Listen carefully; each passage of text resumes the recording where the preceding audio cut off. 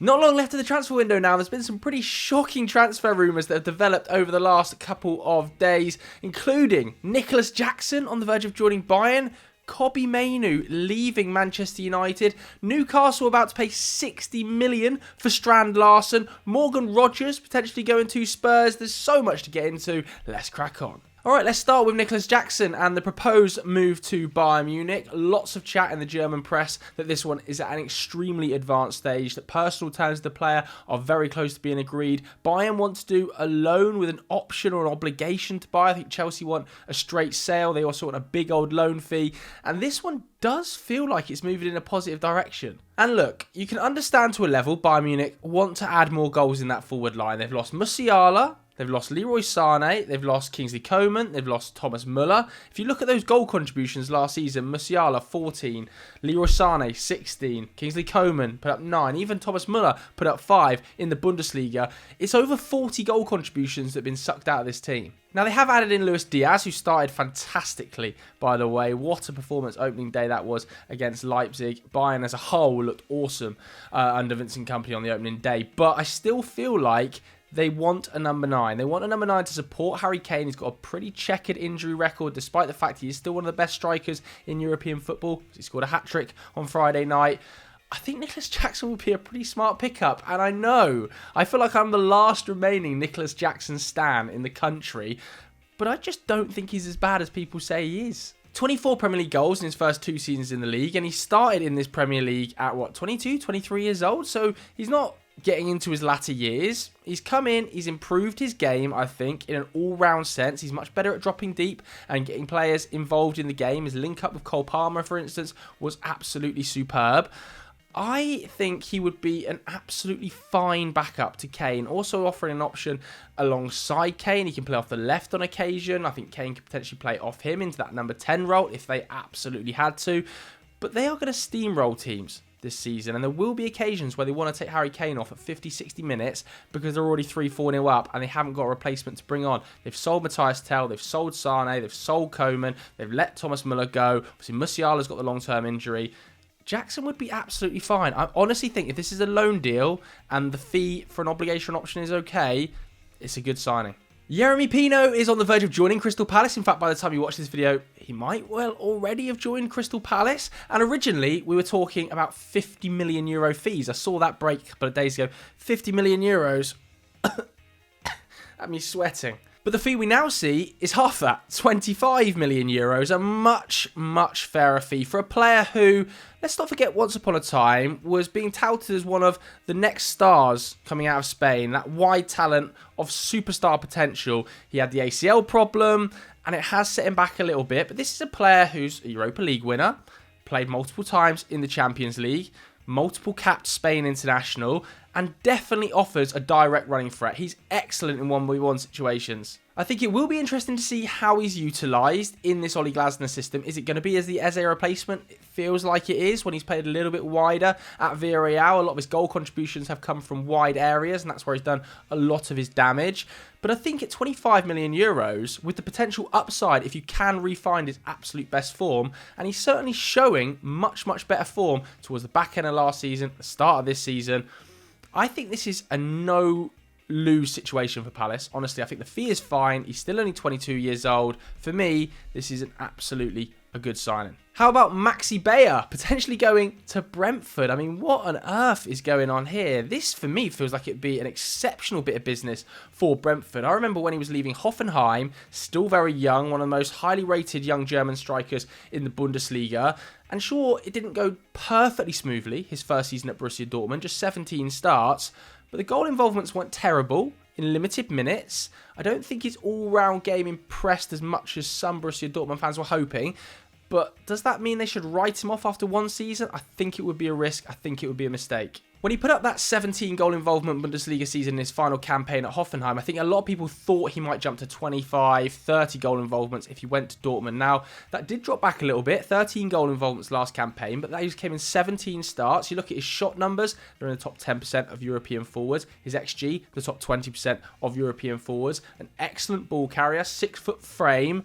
I think he is quite well suited to the Premier League with his languid style. It will be interesting to see how Brentford use him because he's a very different style of player to a Visser or an Mbermo, who they've operated with in forward areas. He's not as fast and he's definitely not as destructive on the counter-attack as a player like Johan Visser. The idea of Maxi Bayer with Damsgaard playing off him, that excites me. Again, you have to say if they can convince him to join Brentford, this is a good move. Tottenham Hotspur are scrambling. They are scrambling. We'll come on to a lot of the names they're linked with. There's loads in here in that attacking midfield area. Obviously, after the rejection by Ebery Eze, missing out on Morgan Gibbs-White, it doesn't feel like the Savinho deal has made too much progress.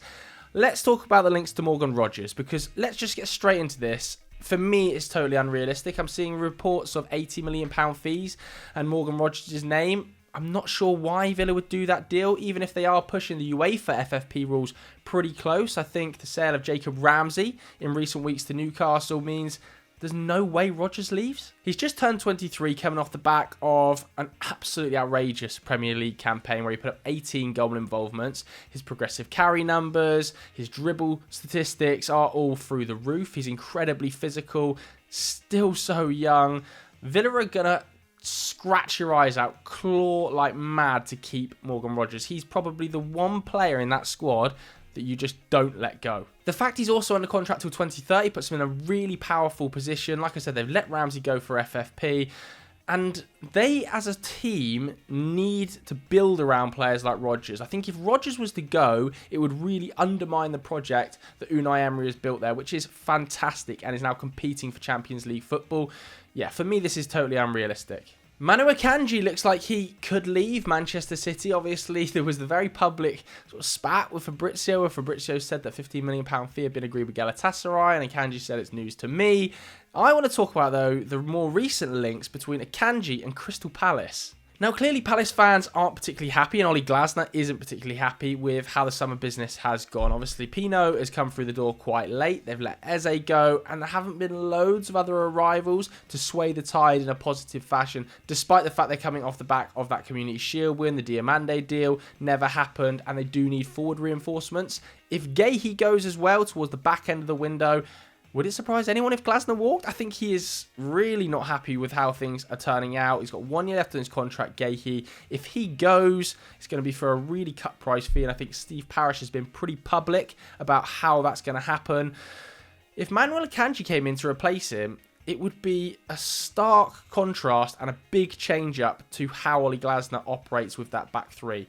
Akanji has actually played more minutes than you might expect.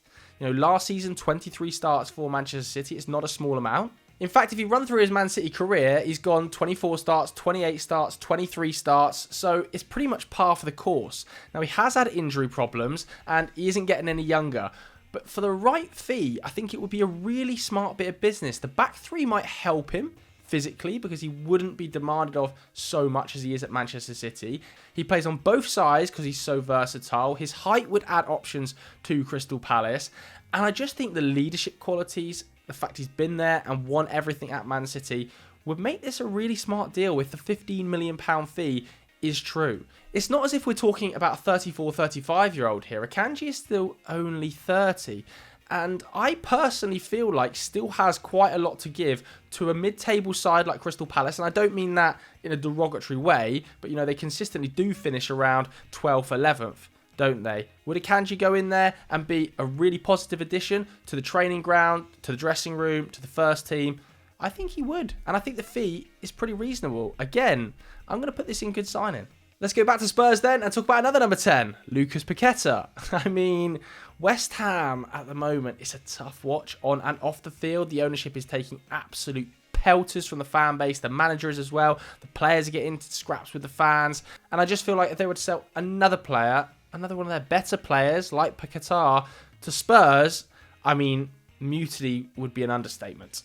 And I understand that £60 million is quite a hefty fee for a player who, you know, hasn't had the best 18 months. A lot of that has been to do with off-the-field issues that have now been resolved. But on the field, I don't think he has performed as a £60 million player. And I think ever since that move to Man City collapsed, you know, his career has been very tumultuous. 4 goals, no assists last season in 27 starts. The season before that was 10 goal involvements in 31 starts.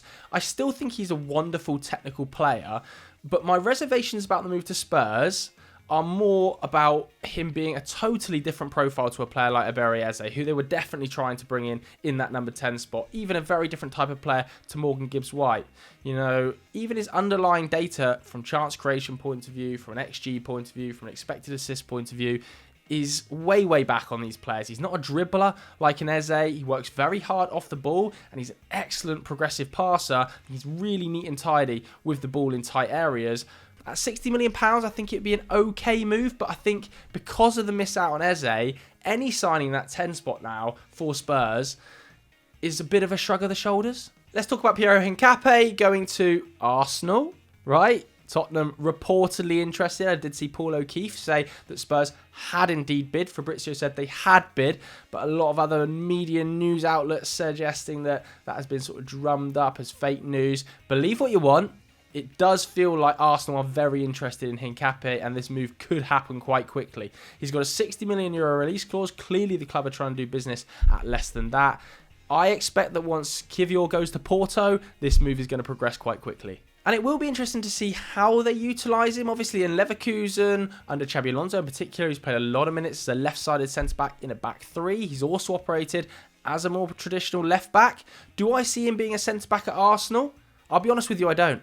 I think at 5'11", I just don't see that Mikel Arteta plays a 5'11" central defender. I think he's all about duels one. He's all about aerial dominance, especially from his centre-backs. You look at the back two of Gabriel and Saliba, so dominant in the air, so physically strong, that I think to then have Hincapié as a left-sided centre-back replacement for a player like Gabriel would surprise me, especially when Calafiori is there already. So I think the fit is slightly odd on paper. He's probably going to come in as a left back, but that means you've got Calafiori, you've got Hincapié, and of course you've got the brilliant Miles Lewis-Skelly.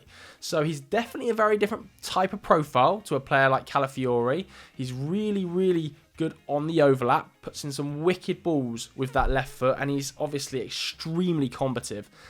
But I am sort of a little bit intrigued as to the move, given that Calafiori is already there.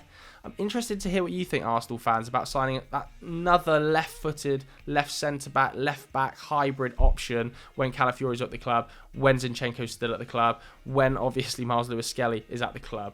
I expect Zinchenko is probably going to be sold, but it is interesting. I think if the fee is right, because he's still so young, and I trust Mikel Arteta to have a plan to utilise him, it would be a good signing. His aggression, his ball winning on the ground, especially his ground ball percentage, is absolutely superb. And that's exactly what Mikel Arteta targets. You look at Zubimendi, you look at Rice, the two centre-backs as well. Players like Jurriën Timber, so durable, so aggressive in the tackle that he is going to fit in well to that back line.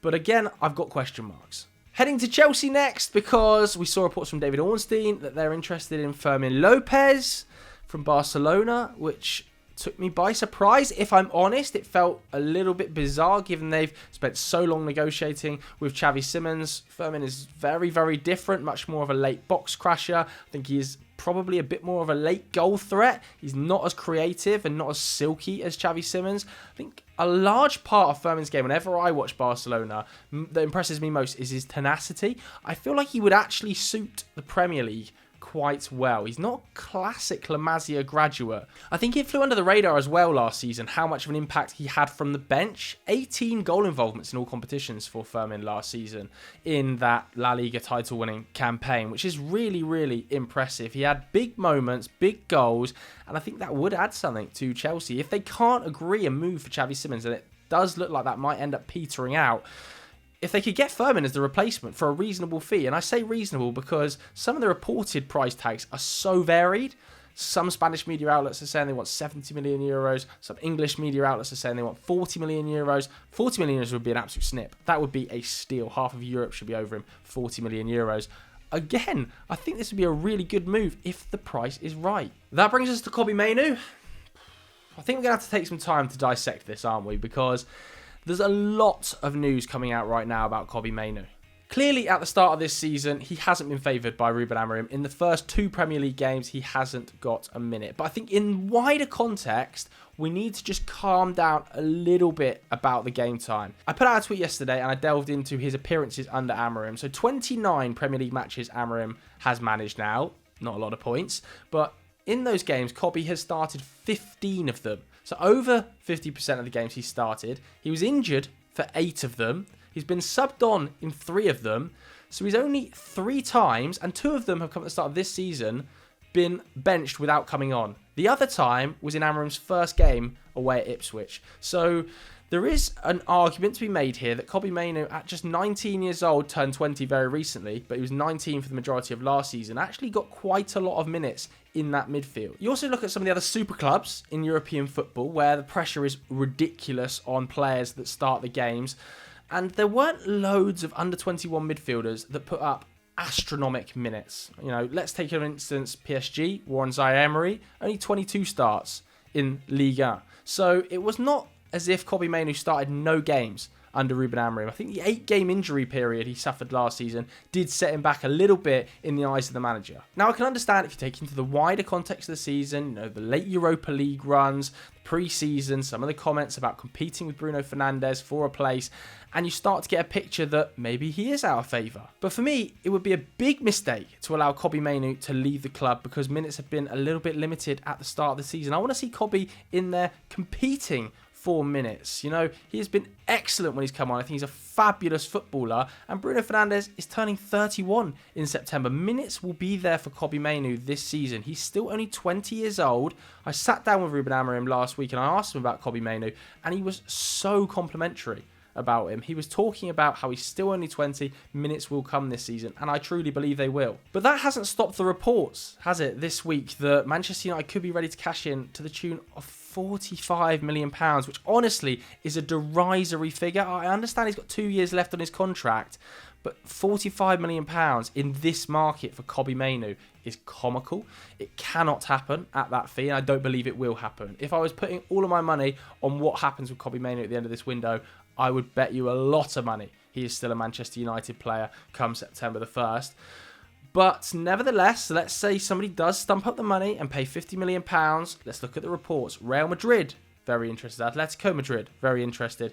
Chelsea have had a long-standing interest in Cobby Mainoo. So let's take, for instance, Chelsea. Where would Cobby Mainoo fit into this Chelsea midfield? Well, minutes would also be limited there, I think. You know, Caicedo is excellent, but playing in a midfield 3 with Caicedo, Enzo Fernandez and Cole Palmer, Romeo Lavia as a backup, I don't think there's guaranteed minutes in the Premier League there either. I think at Real Madrid you would see a very similar situation. Camavinga isn't guaranteed minutes in that midfield. I don't think anybody is. So wherever Cobby goes, because he is going to go to a super club if he leaves, I think he will have a similar situation of battling out for minutes. So I really hope from his perspective he gives it one more season to try and battle it out for this midfield role. If it doesn't appear and he gets no minutes across the course of the season, which would shock me, I think fair play, you know, you weren't given a chance. It's your time to cut. But right now, I would be like, what are Man United doing letting him go? We've got a managerial rumour next surrounding Nottingham Forest, because obviously Nuno's comments very publicly going to war with the backroom of Nottingham Forest haven't gone down particularly well. There's heavy links with new managers, including Jose Mourinho and Ange Postecoglou. I mean, what do you guys think about the Ange Postecoglou to Forest links? I, for one, am kind of like, what? Like, what?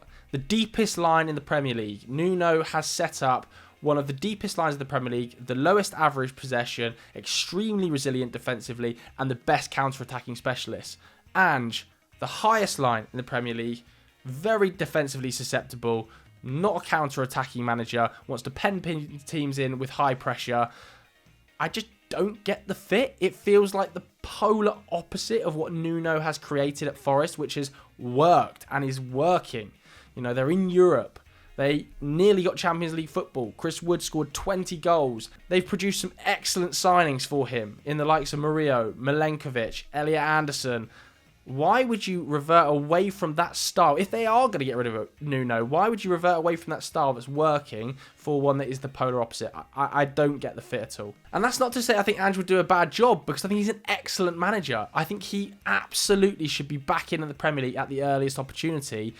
But is Forest the right fit for him? And that's a question he's got to ask, as well as Nottingham Forest. Could Conor Gallagher return to the Premier League and return to Crystal Palace? Well, it feels to me like this is probably a little bit more unrealistic now the signing of Jeremy Pino has been confirmed. Obviously, Connor has played for Crystal Palace in the past and had an amazing breakthrough campaign there where he put up 11 goal involvements. A lot of people will remember that as the sort of rocket fuel that lit Conor Gallagher's Chelsea career alight, and then he eventually went to Atletico Madrid. I think that was probably some of the best I ever saw him play at Crystal Palace, and Palace fans would welcome him back with open arms. But he is still a pretty essential part of this Diego Simeone system. Yes, it was only 19 starts, but he played 32 times in La Liga last season. A lot of bench appearances that were extremely handy. He's very versatile, scored some big goals as well. And his doggedness out of possession sets a tempo for Simeone's side. I think Simeone would be reticent to lose him and would want a big fee. Because Yeremy Pino has now been signed also to play in one of those 10s, you've got Pino, you've got Sarr. Do they get Gallagher as well? And how does that work? Does that mean Glasner adapts his system? I would be a little bit surprised. If they could get this deal done, obviously it'd be a good signing. But for now, it feels to me like it's a little bit unrealistic after the Pino move. Everton have had an inquiry into Thomas Souček knocked back by West Ham. No surprise. David Moyes trying to relink with his former central midfielder. And is it just me that thinks this would kind of be a good fit? I don't think he would have to start every game because obviously Everton have gone in a slightly different direction in terms of midfielders and players like Kieran Dewsbury-Hall coming through the door who are very, very technical. But they do miss a little bit of physicality in there, especially a little bit of height when you've got Kieran Dewsbury-Hall, you've got Idrissa Gana-Gueye, you've got James Garner in the midfield. They're not the tallest team, and that is not something you would traditionally associate with David Moyes, especially when Jack Grealish plays, Iliman Ndiaye plays, Tyler Dibling's come through the door. A little bit of steel in the midfield alongside players like Carlos Alcaraz, I think has some, Idrissa Gueye, I think Jimmy Garner does too, but a bit of experience and steel in Souček would be, I think, an okay move. I don't think West Ham are going to sanction it because he's vital to them. He's one of the leaders in the dressing room, a consistent goal threat from set pieces. I mean, even against Wolves midweek, you saw that he can still get on the end of excellent crosses. I think it would be a good move for Everton, but I think, again, it would be a poor sale if West Ham let him go. Okay, let's discuss a potentially massive bit of news, and that is Strand Larsen going to Newcastle. 2 bids not back, £50 million, £55 million. A lot of hope that a £60 million deal can be agreed. And look, last season, 14 Premier League goals in his debut campaign for a 24-year-old. He's now 25. Absolutely superb. I think he led the line really well for Wolves, and you can see why Newcastle were interested after watching the game against Liverpool on Monday. The balls into the box from Barnes, from Gordon, from Elanga were unbelievable. Even from Kieran Trippier, those late in-swinging balls were excellent, and there was nobody really to get on the end of it. Gordon missed a really good chance with his head, and you felt like if that was Isak or if that was a number 9 with some stature and physicality, he would make the most of it. And I do feel like that suits Strand Larsen's game. His off-the-ball work rate is excellent, and people are really on top of Newcastle here for the fee. £60 million for Strand Larsen. It's ridiculous. Wolves spent £25 million a month ago to make that move permanent. Understand that, but Wolves are in a powerful position here. He's under a long contract. They don't need to sell. It's late in the window, and Newcastle are getting desperate. So if Newcastle are going to get desperate, and Strand Larsen is the end result, yes, they're going to overpay, but I still think they're getting a good player. One concern might be his shot totals, which still sit in the bottom 20% of European strikers. He needs to get those up. But I think he will in a better team. I think the shot totals are really linked heavily to how dominant Wolves are on the ball. They don't get lots of shots off because they aren't often in dominant areas, whereas Newcastle will. So I expect those shot totals to jump, his XG to jump.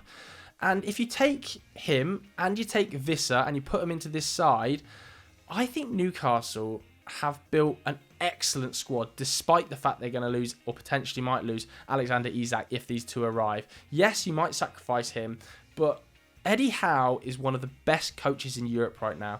You could give him a chunk of wood and he would somehow make it an effective presser that is really, really tactically versatile and is dangerous in every counter-attacking situation. Strand Larsen is going to score goals if he goes to Newcastle. Axel Disasi is edging closer to a move to Bournemouth. Chelsea are just such good sellers, aren't they? They really are such good sellers. Every player they seem to get off their books, they get a pretty reasonable fee for. And I imagine they'll get a similarly reasonable fee for Disasi. I don't think he had a great time of it when he was on loan at Villa. For me, this is an okay move. Is he a guaranteed starter ahead of Diakite? or Senesi. I don't think so on paper, but he might prove that he can step into that back four and be excellent. I mean, Iriola, from what we've seen of him, has made every centre-back he's got his hands on look like Maldini. So maybe Disasi comes in under Iriola and is suddenly a star. I mean, Senesi looks amazing. Diakite looks really, really strong. Hojlund and Zabani last season were ridiculous. So what's to say you can't do it with Disasi? I think if the fee is reasonable, it's fine. Hojlund looks like he's on the verge of joining Napoli for an initial loan with a 40 to 45 million euro obligation to buy. It's a pretty good fee for Manchester United. I think most people would agree with that after a couple of pretty poor seasons. But I just wish United would hold their nerve a little bit longer with Hojlund. I think having just Sesko as the number 9 option with Xerxes, who can also play in there as well, is a risk. I like the idea of having Hojlund and Sesko in the same squad competing for the number 9 jersey. I think United are potentially cutting their losses one season too early, despite the fact he had a really down year last year. You know, his underperformance in terms of XG and shots have been highlighted, but I think his all-round game really struggled with a lack of confidence. Back to goal, bringing other players into goal, movement inside the box, definitely need improving. But he's still so young, and I think Napoli could potentially get big upside here. It would not surprise me to see Hojlund score 20 Serie A goals this season. And I know people will be laughing at that at home, but stranger things have happened, man. Scott McTominay went there, crushed it. I think if you get the right system around these players, Hojlund's pace and power in Serie A will be a real handful for defenders. I think a loan with an obligation that's at a reasonable rate for Napoli is a good signing. It's a good move for everyone involved. We're back to Tottenham's search for a number 10. I mean, who are they going to land on? Because Nico Paz was another player they went in for, reportedly at 70 million euros. I don't think a bid ever actually went in, but there was chat about that sort of fee, and it ended up being rejected. He's staying at Como, of course he is, because we all know Nico Paz is going to end up at Real Madrid in 12 months' time or 24 months' time, whenever it is. Nico's going back to the Bernabeu. Como have openly spoken about his desire to go back home, and I think he is pretty open to that suggestion as well. And he is one of the best young 10s to watch in Europe. The way he floats on the ball, it's not Kaká-esque, but because of his height, it feels like he's so languid, so easy, knocking it past people, nutmegs, firing 40-yard crossfield balls. He's an absolute joy to watch, and anybody who's spent a little bit of time watching Fabregas's Como knows how integral he is to that system. So when you see him in games like against Lazio at the weekend, the free kick, the assist, oh, nutmeg, chop, through ball, perfectly weighted, just magical. He's so young. He's going to be ridiculous this season. I think it's a shame Spurs couldn't get their hands on him because, yeah, this is just unrealistic. We all know Nico is going to end up back at Madrid eventually. Lammens is still the talk of the town in Manchester. Is he going to get that move to United? It feels very likely to me. I don't see why Antwerp would have left him out of their starting 11 at the weekend if this move wasn't at an extremely advanced stage. Galatasaray also reportedly involved. Inter Milan want him. And certainly statistically, he profiles as one of the best young goalkeepers in Europe. His post-shot expected goals numbers are ridiculous. His cross-claim percentage is ridiculous. He's okay with his feet, but he's more reminiscent of a player like a Thibaut Courtois, who he mentioned as his idol. And I think a lot of the Belgium hopes are that he is the eventual long-term successor to Courtois in Belgium's goal. But for me, this is another big risk for Ineos. You know, he has huge upside. I'm not denying that. I think he could be one of the best goalkeepers in Europe one day. But that Manchester United number 1 shirt is so heavy. It's so pressurised. Small errors are blown up, printed on the front page, back page of newspapers worldwide, shared millions of times on social media. Is it the environment for a 23-year-old goalkeeper to develop his game? I think that is a legitimate question. Is he going to come in to compete with Onana, to take Onana's number 1 spot? What does this mean for the future of Bayern? There's lots of question marks. But there are question marks about United's current goalkeepers. And do United need a new one? I think they do. So at that fee, because of his potential, I think it is a good signing. But I still think it's a risk. Sticking with the theme of goalkeepers, and it feels like Gianluigi Donnarumma is about to join City, right? Personal terms have been agreed. The fee is being negotiated to about 30 million euros. I'm a bit confused. Are you guys a bit confused? I know Trafford whiffed on the weekend. Horrible, horrible error. But they've just bought him in for, what, £35 million, operated that buyback clause. Yes, Ederson might leave. But Donnarumma and Trafford, two very different profiles. Donnarumma and Ederson, two polar opposite profiles.